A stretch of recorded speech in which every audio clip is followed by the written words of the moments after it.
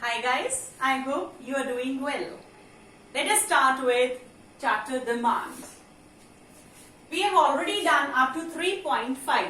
Today we will continue with demand function, which is expressed in the form of a formula dx is equal to function of px, pr, y that is income, taste and other factors. It talks about the relationship between the quantity demanded and its determinants.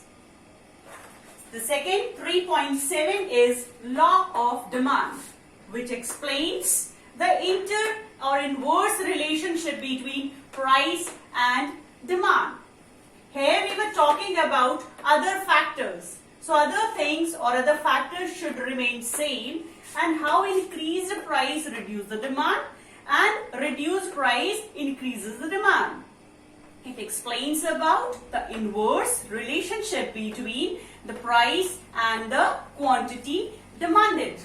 This is the law of demand, which is very important. The whole chapter is based on this law.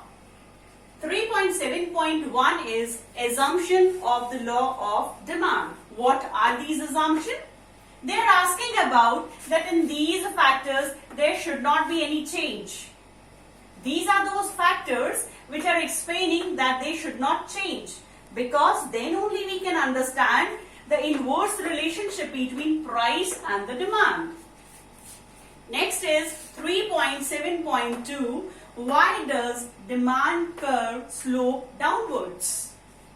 This is the demand curve where we take price and the quantity demanded. Here this demand curve is sloping down.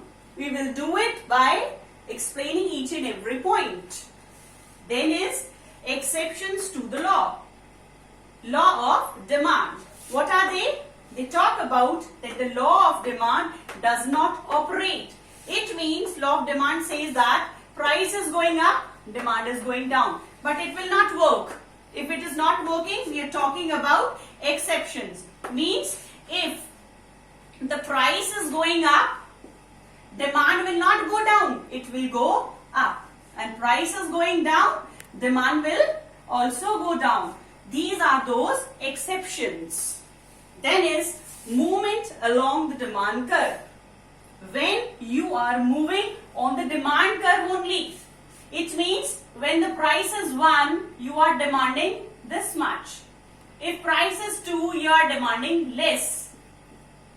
So it is moving on the demand curve. When it goes up on the demand curve only, it is expansion. When it goes down on the demand curve, it is contraction. Whereas last topic is shift in demand curve. What happens here? You will make a demand curve, and due to certain factors, the demand curve has shifted right side. Always the right side shift is termed as increase, and left side shift is termed as decrease.